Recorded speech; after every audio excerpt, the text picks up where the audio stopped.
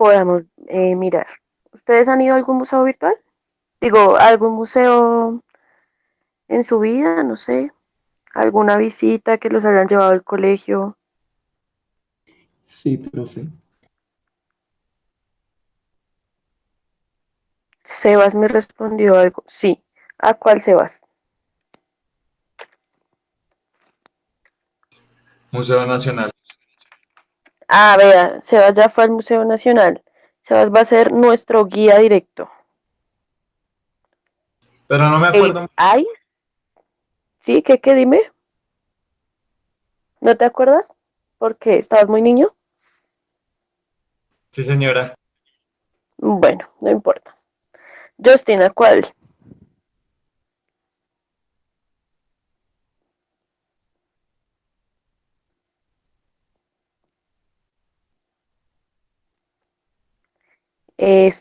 Bueno, mientras Justin escribe, Sarita, Museo de la Policía, bien. Sara Saida, ¿qué museo ha sido?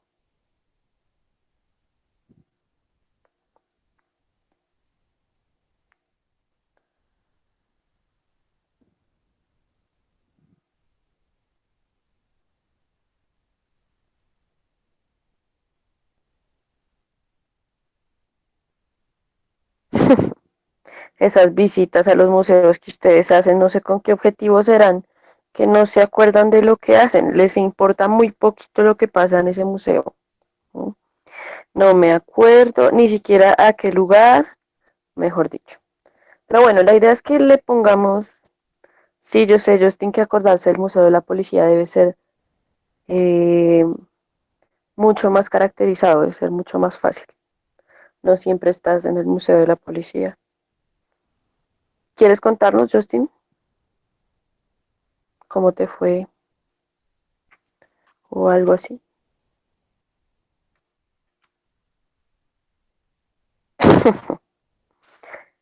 Oigan, está hablando bien de Pablo Escobar. Sí, claro.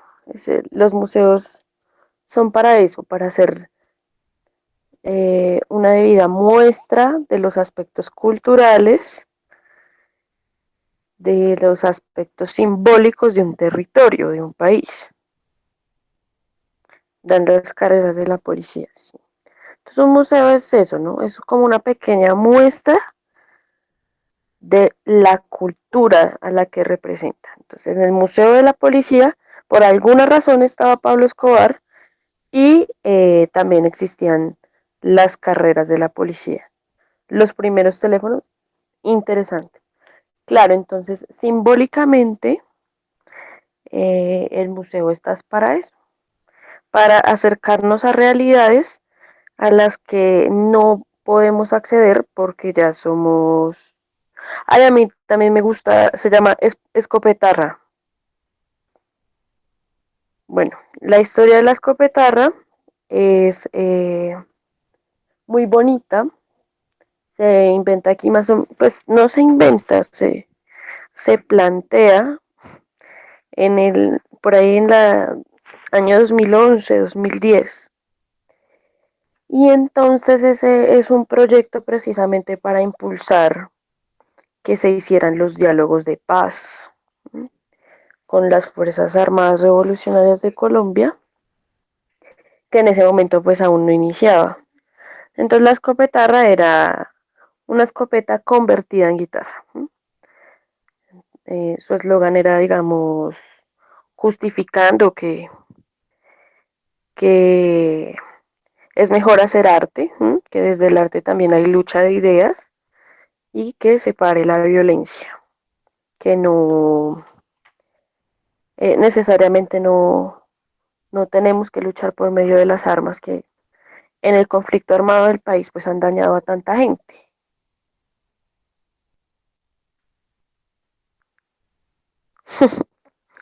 Bueno, varias cosas que Justin nos cuenta. Vamos a iniciar con el tema de hoy antes de ir al museo, porque para ir al museo ustedes tienen que saber muchas cosas antes de ir. No, pero bien, Justin, se tiene presente en la memoria, debe ser que tienes acceso a la institución de policial, tendrás un familiar o alguien de la policía.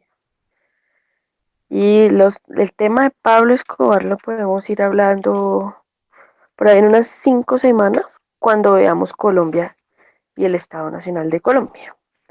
Por ahora, gracias a la intervención de Justin, me va a dar a la introducción del tema de hoy.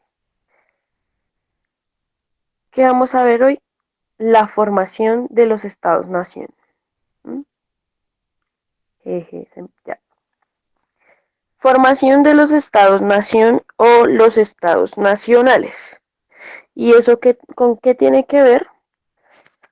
Con lo que veníamos viendo de la Ilustración, la Revolución Francesa, la clase pasada que vimos, liberalismo económico y político, está conectado con esos tres hechos. ¿Por qué?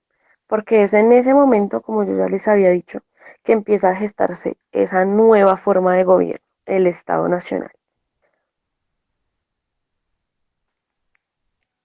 Y esa nueva forma de gobierno es necesaria, ¿por qué? Para derrocar a la monarquía. Entonces se piensa que esta forma de Estado-Nación es la que va a garantizar la libertad de todos los ciudadanos. Y les había dicho, ¿no? Que ellos querían en ese contexto construir un Estado que fuera hecho por seres humanos y para seres humanos. Entonces estaban en la plena convicción de cómo crear el Estado. En la lectura que ustedes tenían que leer para ayer de Montesquieu, él estuvo, digamos, sus tesis sobre las leyes son basadas en la conformación de este tipo de Estado que vamos a ver hoy. Entonces, Estado-nación, tenemos dos palabras ahí, como tu bonjour. La nación, entendemos nación como un conjunto de personas que viven en un territorio específico. Y comparten símbolos culturales, religiosos, étnicos, hablan la misma lengua por lo general. ¿Por qué? Porque la figura de nación lo que piensa, o sea, su objetivo es unificar una nacionalidad, ¿sí? Bajo una nacionalidad. Entonces, por ejemplo, díganme ustedes, ¿qué caracteriza al colombiano? ¿Cómo definirían ustedes al ser colombiano?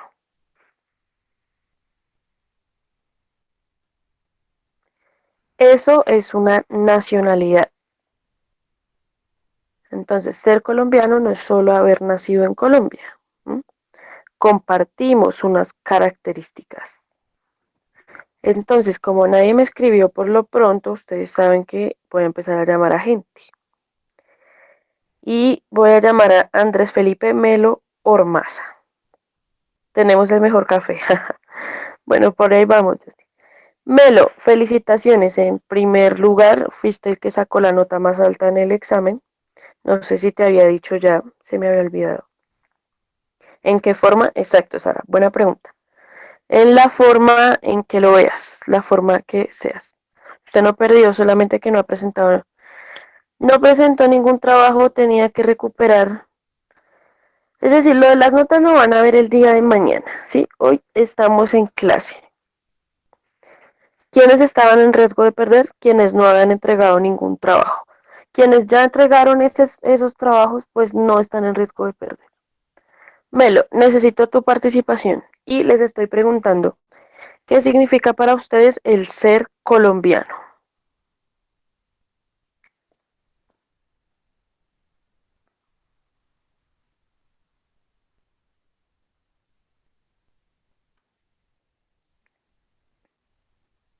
Esta es mi forma de probar que están poniendo atención.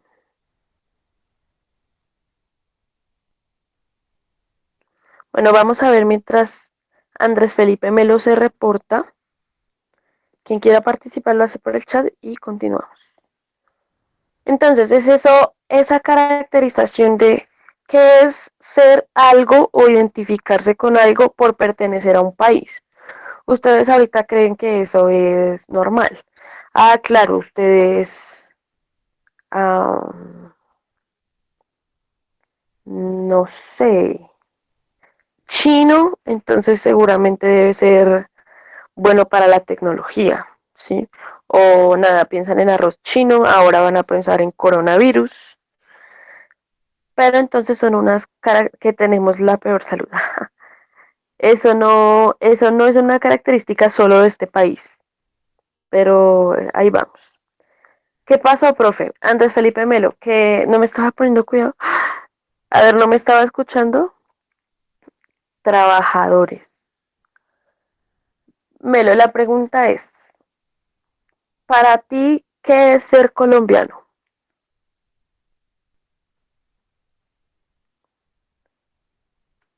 Mira, Giraldo, ya te doy voz, Giraldo. ¿Por qué no abren sus micrófonos para decir las cosas, no? No los entiendo.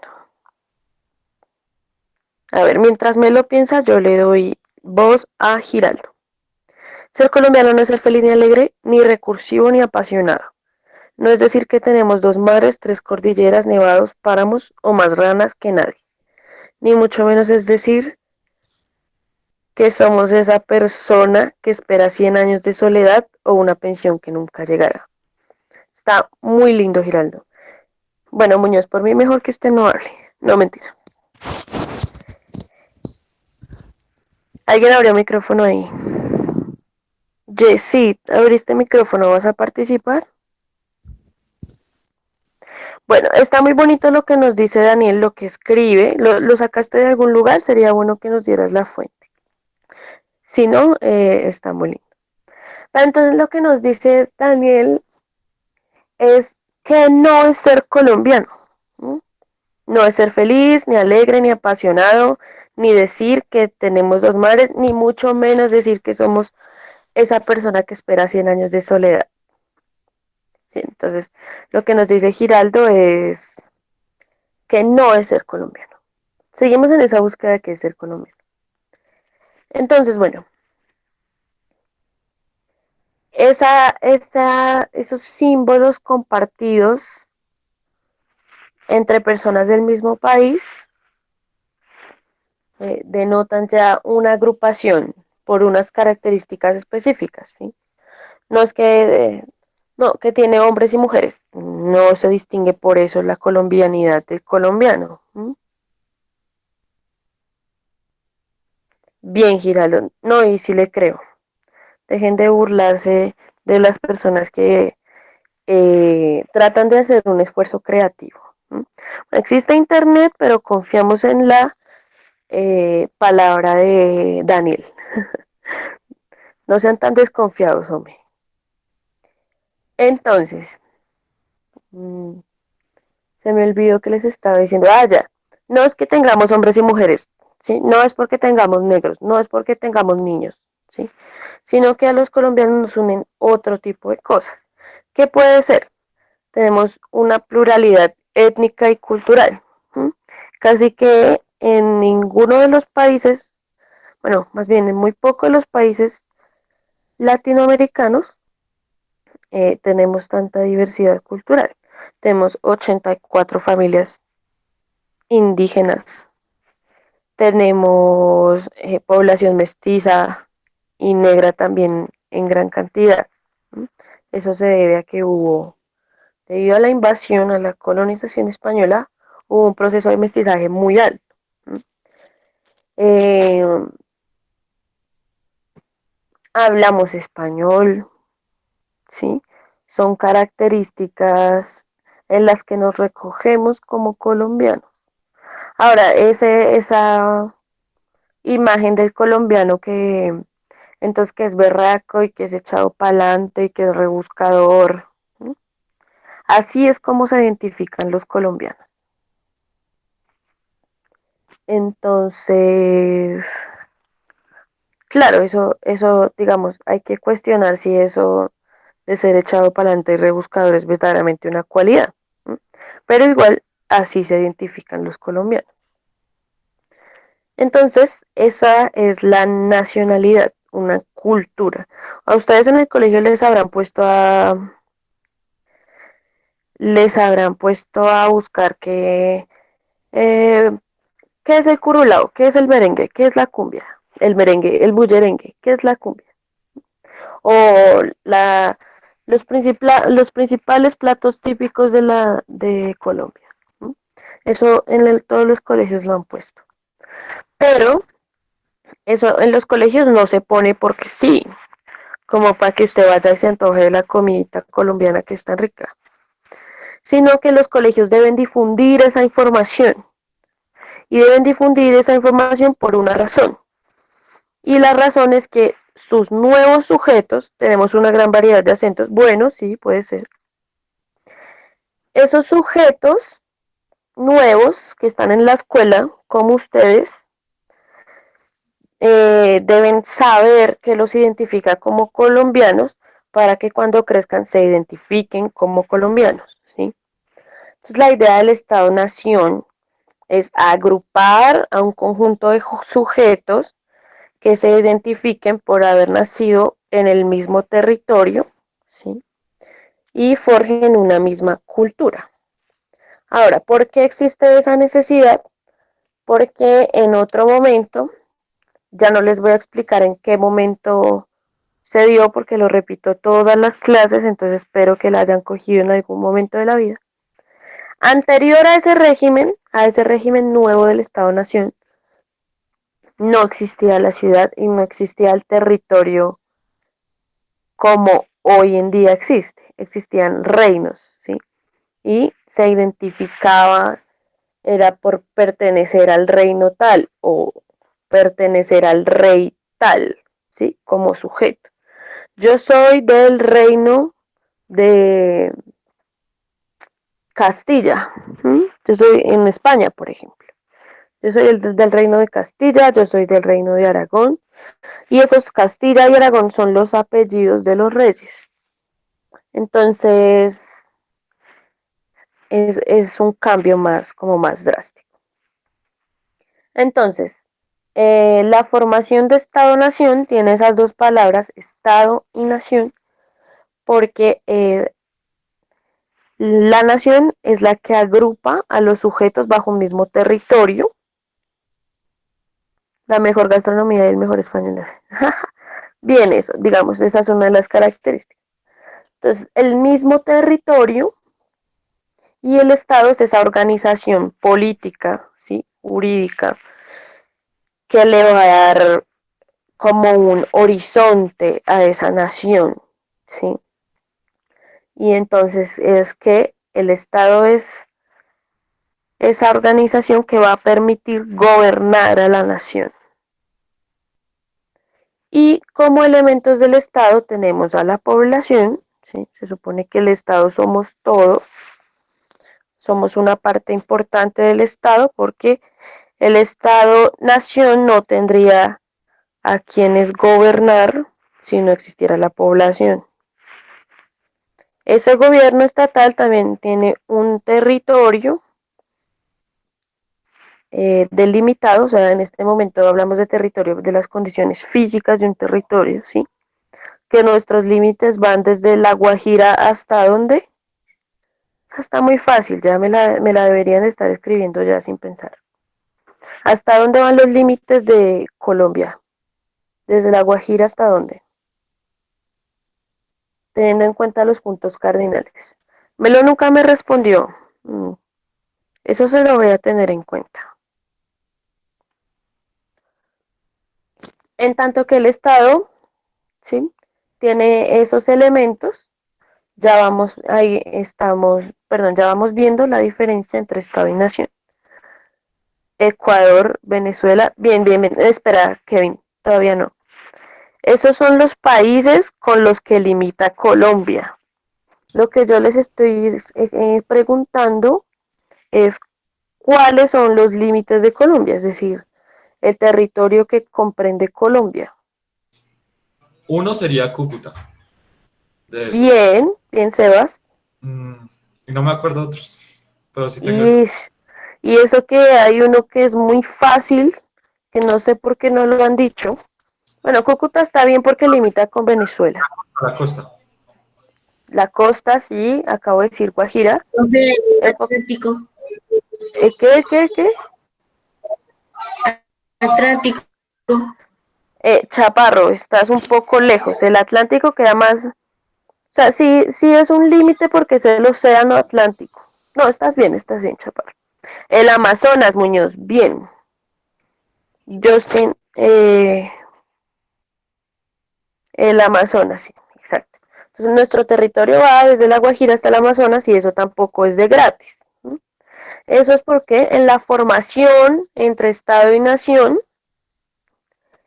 es que estas cosas, esperen que me salí, en esa lucha por derrocar los reinados o los virreinatos, aquí en Colombia se dio fue con virreinatos, allá en Europa se dio con monarquías, pero igual es lo mismo, bajo la cabeza de un rey o un virrey. Entonces, este estado se contrapone a esa forma de gobierno y pues claro que es un proceso bien largo y violento, ¿sí? Hay guerras entre países para quedarse con el territorio tal o con el territorio tal. ¿Sí?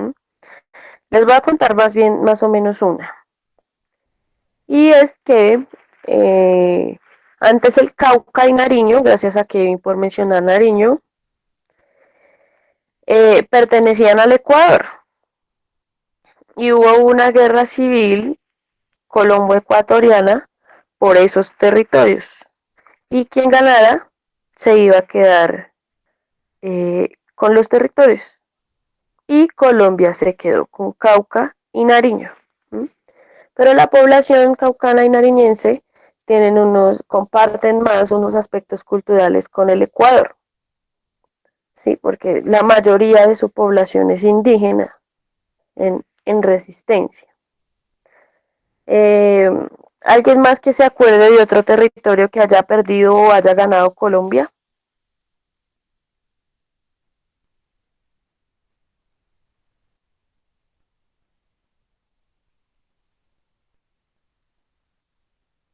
No.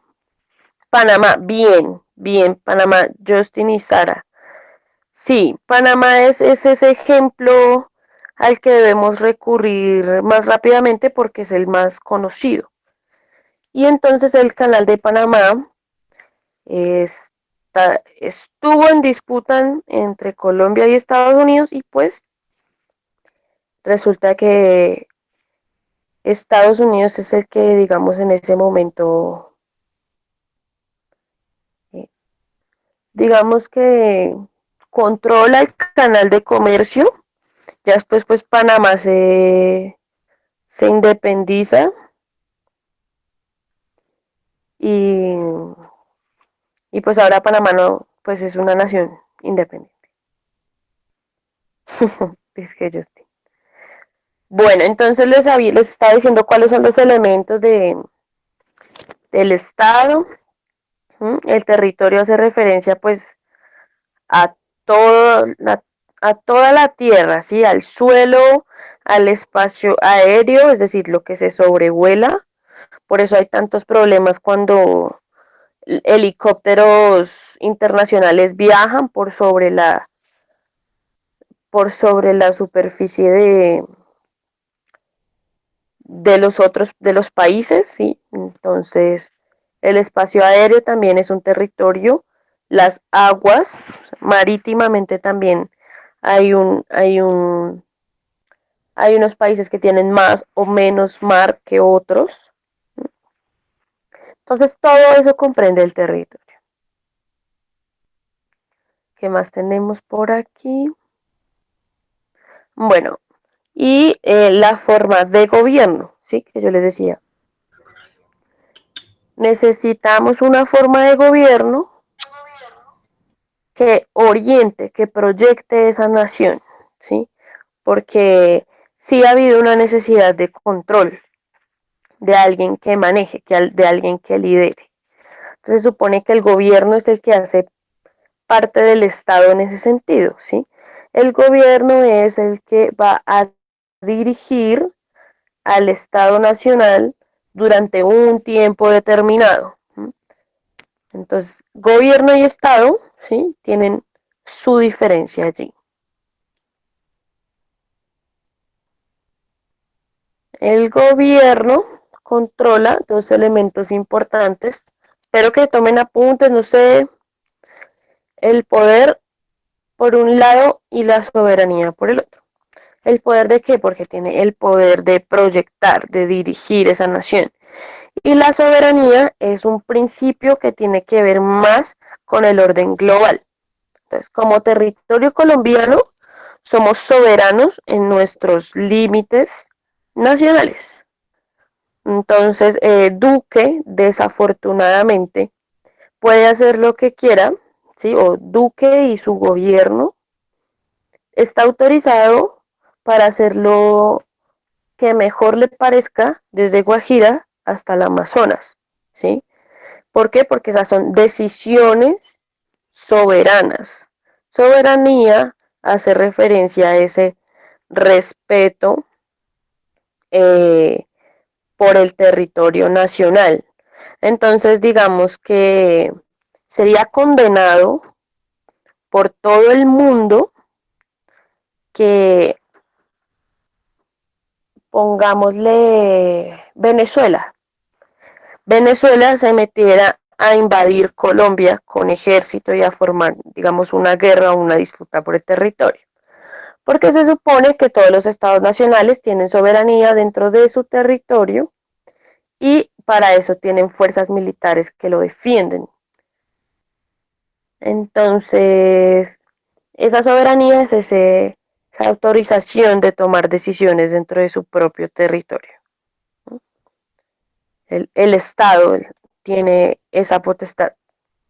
¿Y quiénes gobiernan el Estado? Ya, entonces,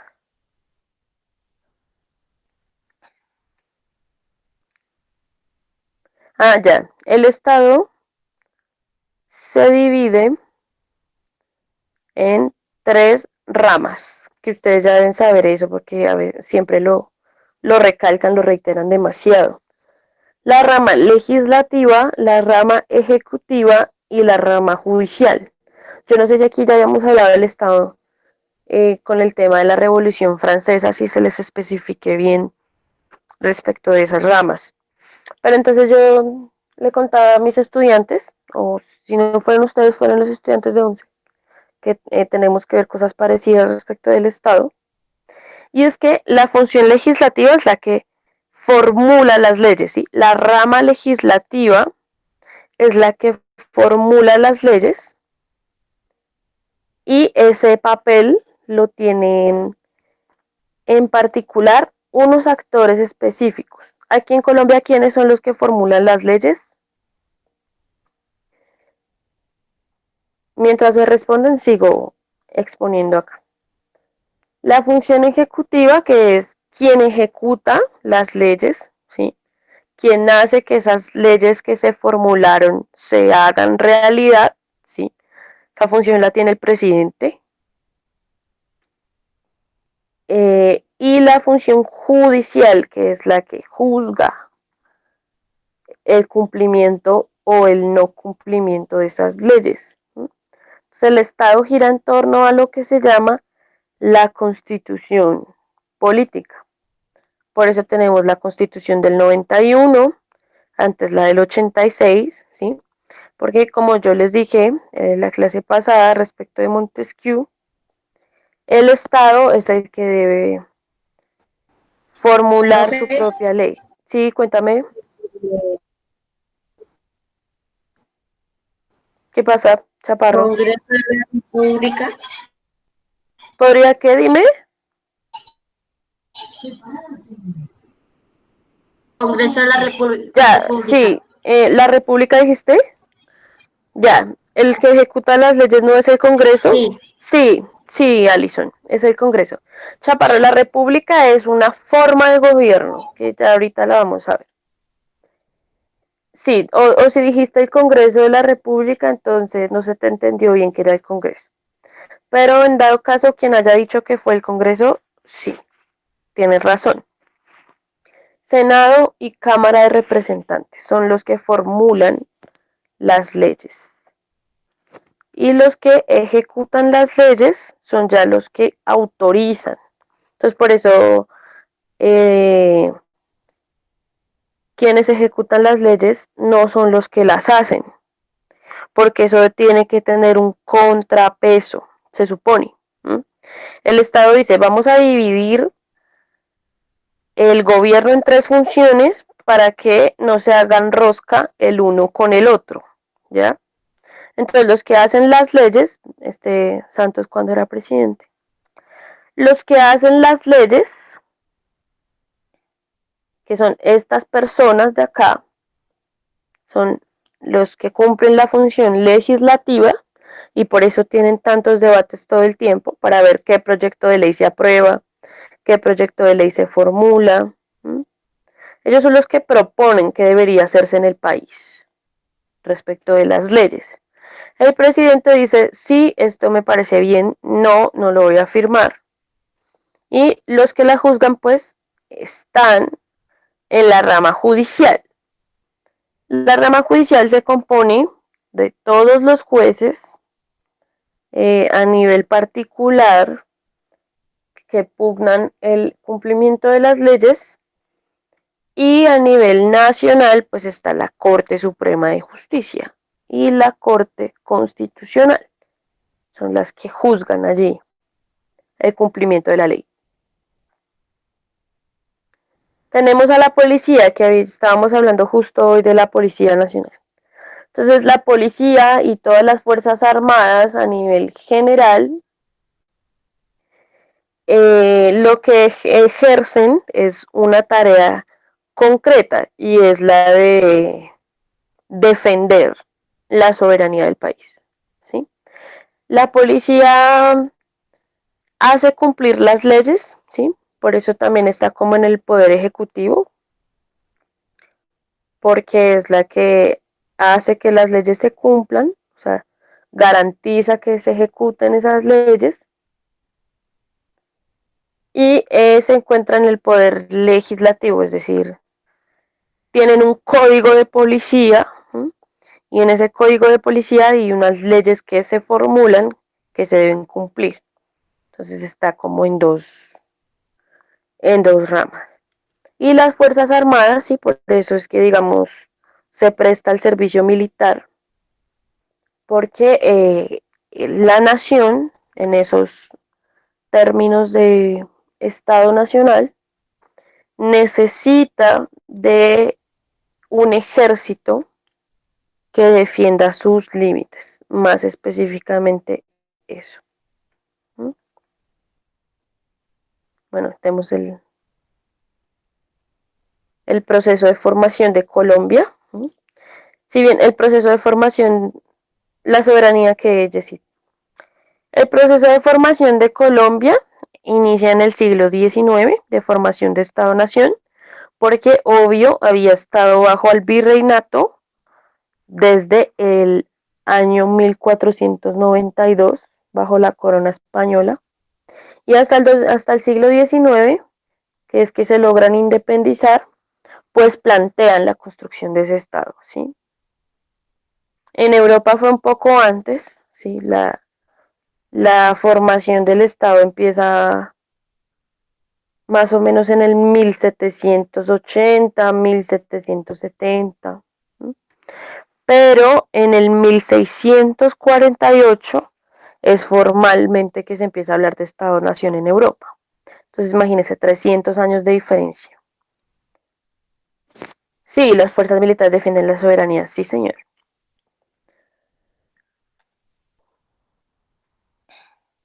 Bueno, entonces, digamos que eso respecto del Estado-Nación, ¿ya?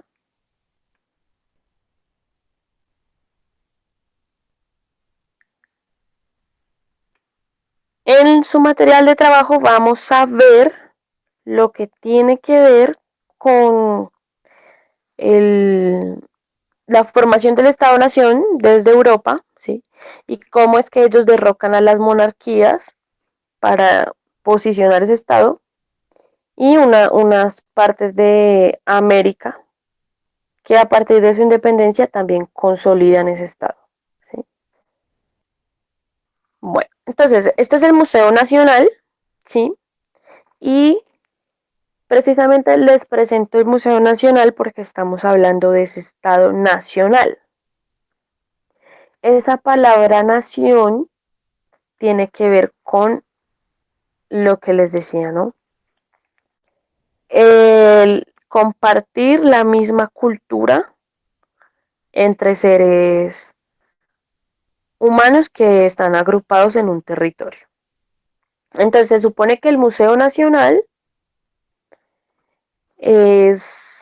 reúne toda la cultura del Estado Nacional.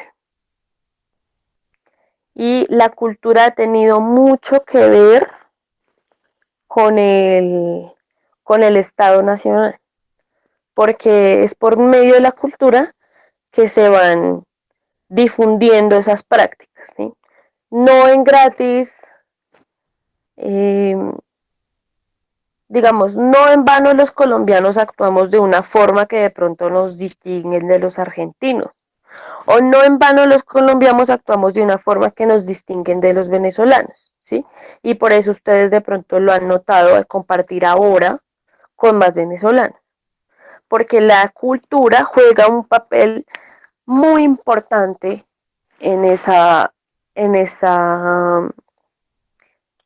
formación cultural. Entonces, qué les estaba contando yo? Por ejemplo, Diomedes Díaz, que por ahí tienen una fotico de Diomedes. Diomedes Díaz hace parte de la construcción de la cultura colombiana. Puede ser que en otro país no lo valoren de igual forma como lo valoran acá. Respecto del vallenato, ¿sí? El vallenato es un género musical que nace en Colombia y en Venezuela. Entonces, en el estado holandés no van a apropiar la misma cultura y arraigo por el vallenato que se hace acá. Eso es lo que quiero que comprendan.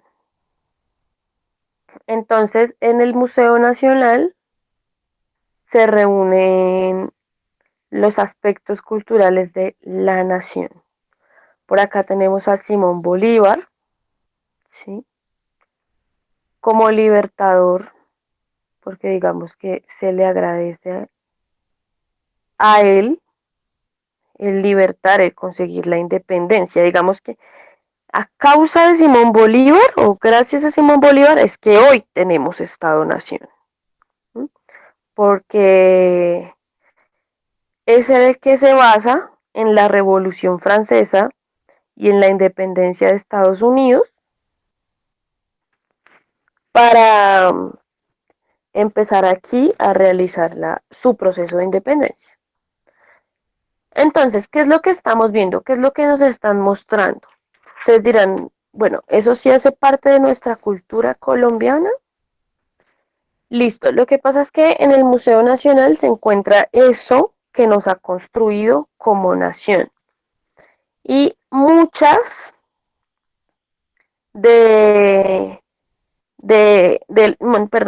muchas de las características que nos crean como sujetos religiosos es el arte religioso. Y Colombia, como fue colonizada por España, pues evidentemente en su cultura ha tenido muy arraigado el cristianismo, ¿ya? Y ese ha sido, digamos, una de las características que nos unen como colombianos. La religiosidad y la cristiana específicamente. Entonces, por eso en el Museo Nacional se encuentran estos cuadros que atañen a el cristianismo. Por ejemplo, yo sé que ustedes han ido y si no han ido, por lo menos han pasado por la catedral, ¿sí? Por la catedral primada de Bogotá. Esa iglesia es católica, pero entonces por favor hagamos la distinción entre catolicismo y protestantismo, no entre catolicismo y cristianismo, porque el cristianismo ocupa las dos tendencias, tanto catolicismo como protestantismo.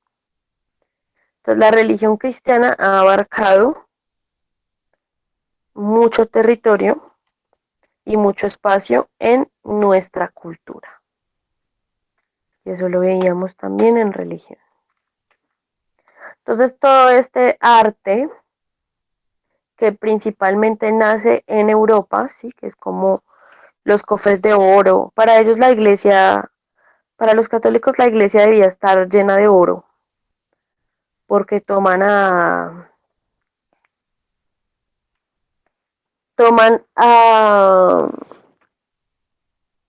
Jesús como un rey. Entonces, como la iglesia es la casa de Dios, pues la iglesia debe estar llena de tesoros, ¿sí? De objetos de valor para Dios. Y eso pues España lo trae con la colonización.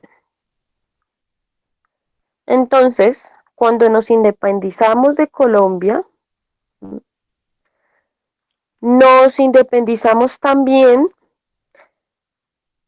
de la corona de España, pero no nos independizamos de las costumbres y de las creencias, porque eso era un proceso que ya estaba hecho, que llevaba 400 años formando a los habitantes de acá, de la Gran Colombia en ese momento.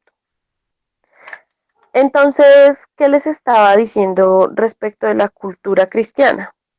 Bueno, que define también gran parte de nuestra nacionalidad.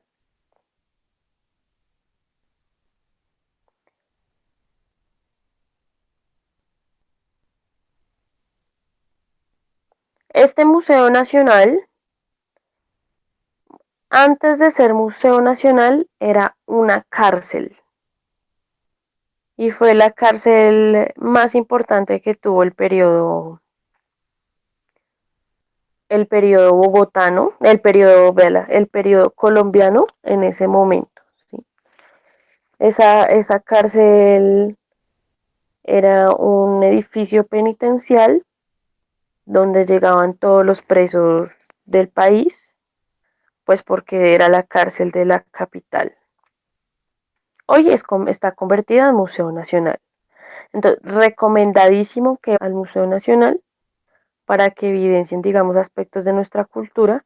No solamente están, digamos, que estas pinturas, sino que también hay charlas específicas de otros aspectos culturales nuestros, como la danza, el teatro. Es recomendadísimo que vayan cuando se acabe este periodo de contingencia, porque la arquitectura es muy interesante.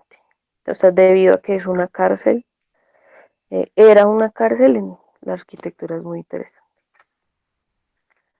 Mm, tenemos por aquí también al Museo Colonial. Esta es la galería que el Museo Colonial permite ver, digamos, de forma virtual. Y entonces vamos a las mismas ilustraciones cristianas. Como les digo, las ilustraciones cristianas que provienen de Europa, de España, son también las que han identificado a nivel institucional a los estados nacionales de América, ¿sí? Por ejemplo, ¿qué mamá o abuelita de ustedes no tiene una estampita con sus santos o un escapulario, un crucifijo, un angelito de no sé qué, la Virgen de no sé dónde? Más para el catolicismo, claro está. Pero son aspectos culturales que nos han definido como nación en estos años de independencia, posindependencia. Entonces, les voy a mostrar la arquitectura del Museo Nacional, porque me parece chévere que la vean. Y terminamos.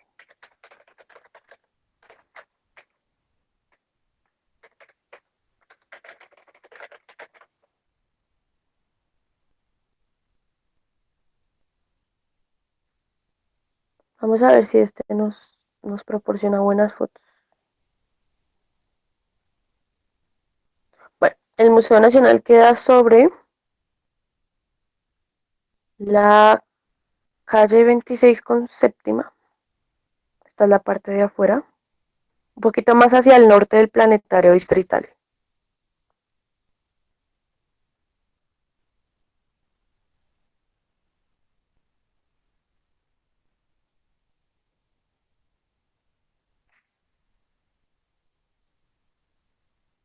Por ejemplo, esto, ¿sí?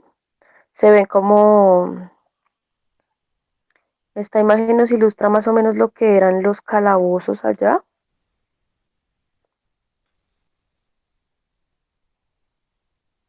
Los calabozos de una cárcel, que están rejaditos y todo. Y bueno, como les digo, hoy en día es un museo. Entonces la arquitectura es bien bonita. Porque pues es una arquitectura también muy colonial. ¿Mm? Así es por dentro.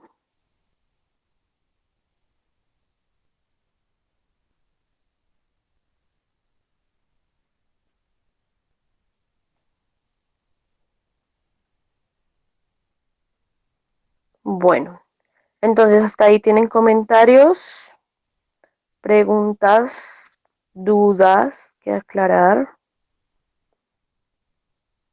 En ningún momento, Castro.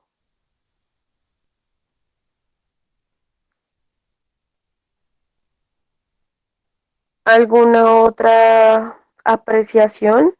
Miren, acá están, por ejemplo, las cadenas con las que pues se cortaba la libertad de los presos en ese momento.